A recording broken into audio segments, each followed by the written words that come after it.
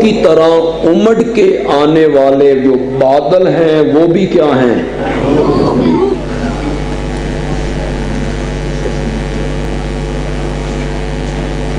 آسمان کے فرشتے مخلوق ہیں، زمین پہ بسنے والے انسان اور جنات بھی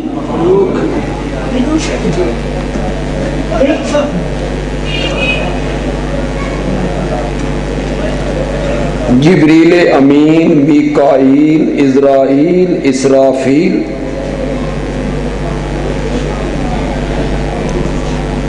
یہ سب کیا ہیں؟ مخلوق ہیں۔ انسانوں میں اولیاء، اتقیاء، اصفیاء، علماء، صلحاء مخلوق ہیں۔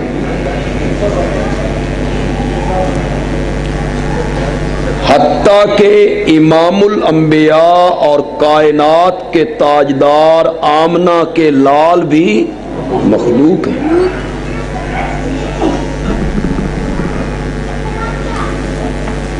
ساری کائنات، عرشی ہوں یا فرشی ہوں، آسمان پہ بسنے والے ہوں یا زمین میں رہنے والے ہوں، یہ سب مخلوق ہے۔ اس کائنات میں صرف قرآن ایسی چیز ہے جو مخلوق نہیں ہے بلکہ اللہ کی صفت ہے۔ سبحان اللہ۔ سمجھ آ رہی میری بات؟ قرآن مخلوق نہیں ہے، یہ اللہ کی کیا ہے؟ زور سے بولیے، صفت ہے، کلام اللہ ہے۔ سمجھ آ گئی کہ اللہ کی صفت ہے؟ اس کو تھوڑا سا اور کھول دوں۔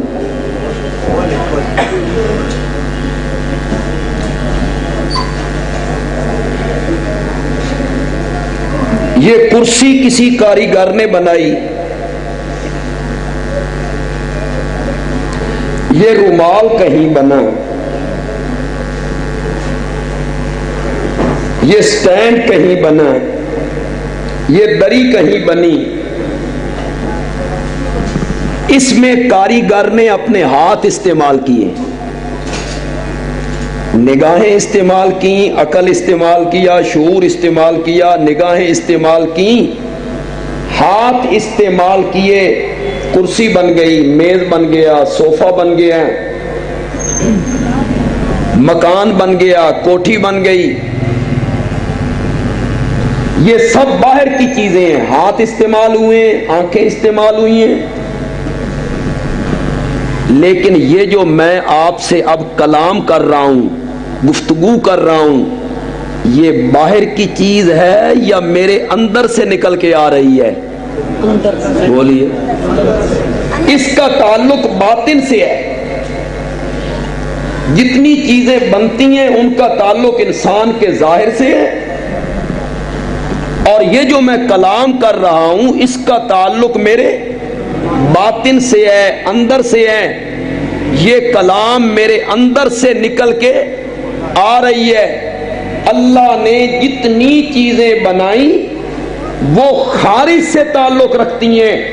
اللہ نے ہاتھ استعمال کیے، جس طرح اس کے ہاتھ ہیں تو چیزیں بنتی چلی گئیں، لیکن قرآن مخلوق نہیں ہے، اس کا تعلق باہر سے نہیں ہے، یہ اللہ کے اندر سے نکل کے آیا ہے۔ یہ قرآن اللہ کے اندر سے نکل کے آیا ہے۔ اب آپ کو سمجھ آئی کہ ہر چیز مخلوق ہے اور قرآن کیا ہے؟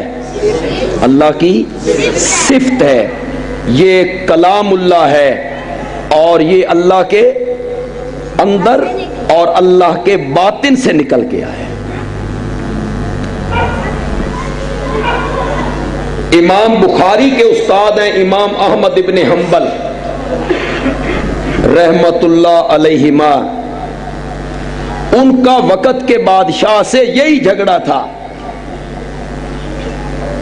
کہ وقت کا بادشاہ کہتا تھا کہ جس طرح باقی ہر چیز مخلوق ہے قرآن بھی مخلوق ہے،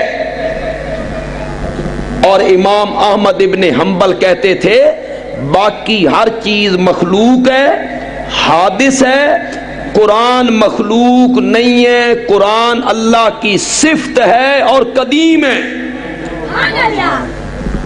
اسی پر جھگڑا ہوا بادشاہ سے،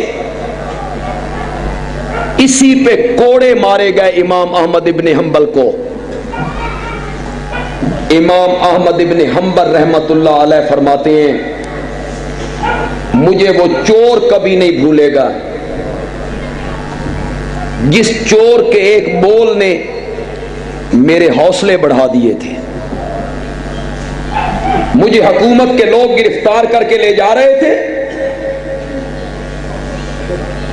اس چور نے مجھے دیکھا تو میرے پاس آ کے کہتا ہے امام احمد میں عادی چور ہوں،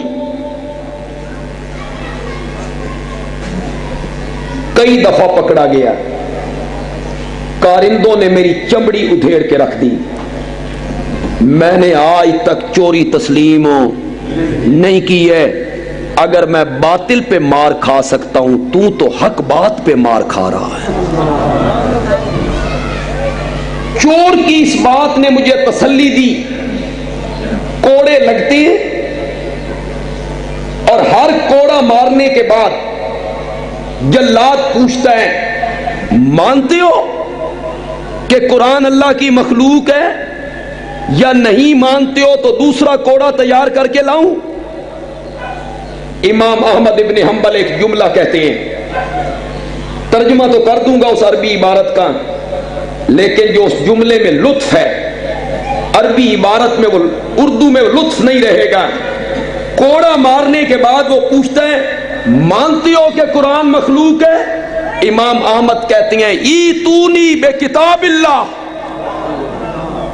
و بے سنت رسول اللہ، مجھ سے منوانا چاہتے ہو تو اللہ کی کتاب سے کوئی دلیل پیش کرو یا نبی کا کوئی فرمان پیش کرو۔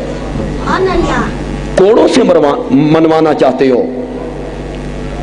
امام احمد ابن حنبل کا یہی جھگڑا تھا کہ وقت کا بادشاہ کہتا تھا کہ قرآن مخلوق ہے جس طرح باقی ہر چیز مخلوق ہے، امام احمد کہتے تھے کہ قرآن اللہ کی صفت ہے، یہ حادث نہیں ہے، یہ قدیم ہے، یہ کلام اللہ ہے، یہ اللہ کے اندر سے نکل کے آیا۔ میری بات آپ کو سمجھ آ رہی کہ کوئی نہیں آ رہی؟ تو قرآن کس کی کلام ہے؟ زور سے بولی۔ تو قرآن میں کون بولتا ہے؟ اللہ بولتا ہے۔ ہمارے اسلام کے چوتھے خلیفہ داماد نبی فاتح خیبر حضرت سیدنا علی ابن ابی طالب، زور سے کہو، رضی اللہ تعالی، ان کو اللہ نے جن خوبیوں سے اور جن کمالات سے نوازا، ان میں ان کی ایک خوبی ہے کہ وہ چھوٹا سا جملہ بولتے ہیں اور اس چھوٹے سے جملے میں مضامین کے سمندر کو بند کر دیتے ہیں۔ ویسے تو ان میں بڑی خوبی ہیں، نبوت کی گود میں پلے، بڑی خوبی ہیں، بچوں میں پہلے مومن ہیں، بڑی خوبی ہیں، ہجرت والی رات بستر نبی پہ سو گئے تھے جبکہ دشمن باہر کھڑے تھے کہ اس بستر والے کو قتل کرنا ہے، اور حضرت علی چادر تان کے سو گئے تھے۔ بہادری کی حد ہی ہو، شجاعت کی انتہا ہے، باہر لوگ تلواریں لے کے کھڑے ہیں اور یہ چادر تان کے سو گیا ہے۔ ان میں بڑی خوبیاں ہیں، وہ بدر و احد کے غازی ہیں، ان میں بڑی خوبیاں ہیں، وہ خندق کے ہیرو ہیں، ان میں